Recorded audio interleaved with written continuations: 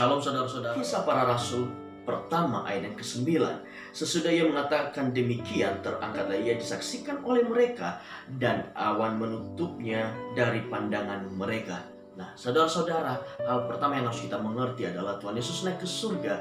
Itu membuktikan kepada kita bahwa Tuhan Yesus kembali dari mana ia berasal.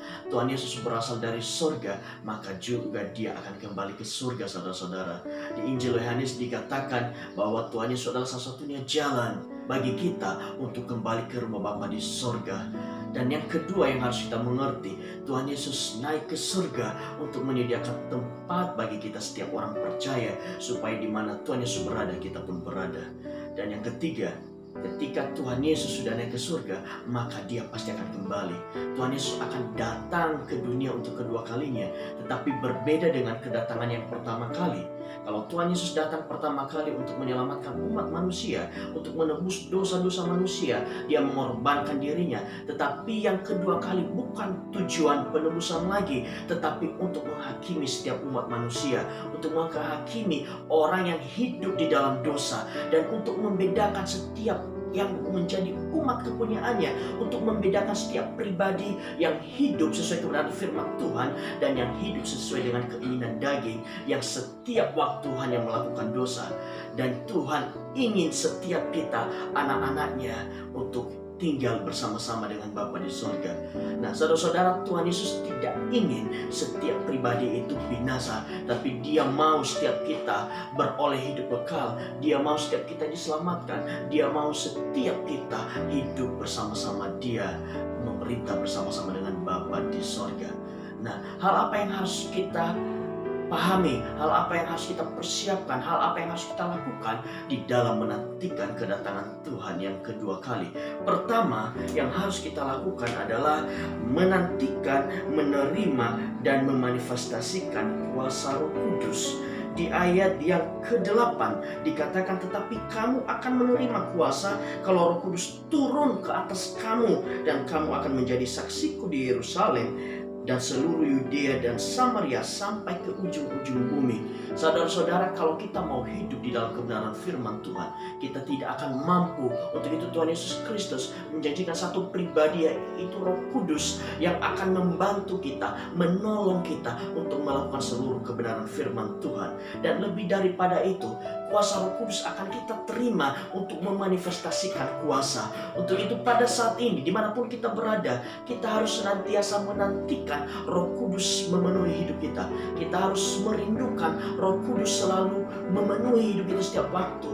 Tetapi terlebih daripada itu, saudara-saudara, kita harus jadikan diri kita sebagai bait Roh Kudus. Kita harus jadikan diri kita layak untuk Roh Kudus boleh tinggal di dalam diri kita.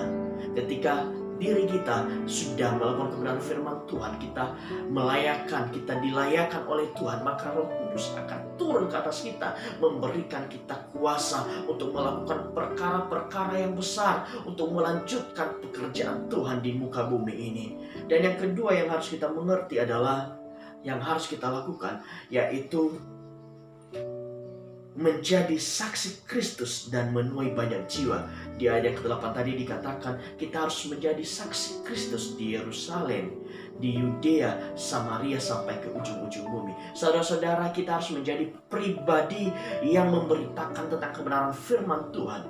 Kita harus menjadi pribadi yang menceritakan tentang kebaikan Tuhan. Kita harus menjadi pribadi yang siap sedia memberitakan kebenaran firman Tuhan, mulai dari keluarga kita, di lingkungan kita, dimanapun kita berada.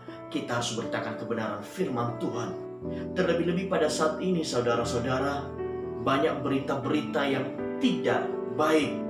Di keadaan saat ini, kondisi saat ini, pandemi COVID-19, di media sosial dimanapun, yang hanya kita lihat adalah berita tentang kematian, berita tentang penyakit segala macam. Saudara-saudara, saat ini dunia membutuhkan kabar baik, dan itu berasal dari setiap pribadi kita yang siap, yang rela, dan yang terbeban untuk memberitakan kebenaran firman Tuhan.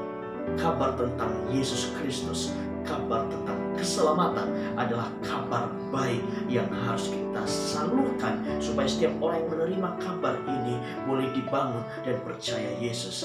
Dan ini juga menjadi satu jalan bagi kita untuk menuai banyak jiwa. Karena ketika Tuhan Yesus naik ke surga, Dia berpesan kepada kita di Matius 28 ayat yang ke-18, 19 sampai 20. Dia menginginkan setiap pribadi untuk pergi memberitakan kebenaran firman Tuhan, mengajarkan kebenaran firman Tuhan, dan menjadikan mereka murid Kristus, membuat mereka dibaptis dan menerima keselamatan daripada Kristus. Saudara-saudara, memberitakan firman Tuhan bukan hanya tanggung jawab pendeta, bukan hanya tanggung jawab penginjil, tetapi menjadi tanggung jawab setiap kita yang sudah menerima Yesus sebagai juru selamat kita secara pribadi. Untuk itu dimanapun kita berada pada saat ini, mari kita beritakan kebenaran firman Tuhan, termasuk lewat channel YouTube, lewat media sosial, lewat tetangga kita, dimanapun kita berada, kita harus sampaikan kabar baik ini, kabar keselamatan. Karena dunia akhir-akhir ini membutuhkan kabar baik, membutuhkan kabar keselamatan, dan itu berasal dari setiap kita yang siap, setiap kita yang sudah menerima keselamatan itu sendiri, dan kita harus membagikan keselamatan itu. Dan yang ketiga yang harus kita mengerti adalah kita harus berjaga-jaga dan tetap mengerjakan keselamatan. Di dalam Matius 25 ayat yang ke-13 dikatakan kita harus tetap berjaga-jaga. Jangan sampai kita kaget ketika Tuhan datang. Karena apa? Kita tidak pernah tahu kapan Tuhan Yesus akan datang kedua kalinya. Kita tidak pernah tahu kapan Tuhan Yesus akan datang untuk memisahkan orang fasik dan orang benar. Kita tidak pernah tahu kapan Tuhan akan datang untuk menghakimi dunia ini. Untuk itu setiap kita orang percaya harus senantiasa berjaga-jaga. Bagaimana caranya berjaga-jaga?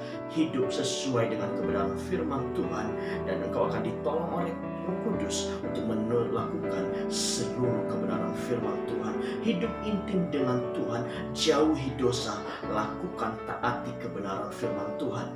Kita jangan sampai seperti 5 gadis bodoh yang diberikan dalam perumpamaan di dalam Matius 25 ini. Mereka tidak punya persiapan ketika Tuhan Yesus datang.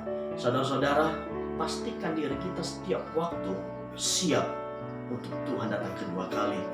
Setiap hari kita harus pastikan bahwa hari ini saya siap, esok saya siap, sampai kapanpun selalu siap, sehingga kita tidak akan ketinggalan seperti gadis bodoh, tetapi kita menjadi 5 gadis bijaksana yang selalu menyediakan minyak di dalam buli-bulinya, yang selalu menyediakan minyak pengurapan Roh Kudus di dalam dirinya, yang selalu hidup dengan kebenaran firman Tuhan. Saudara-saudara semuanya, di dalam Filipi 2 ayat 12 dikatakan tetap kerjakan keselamatan.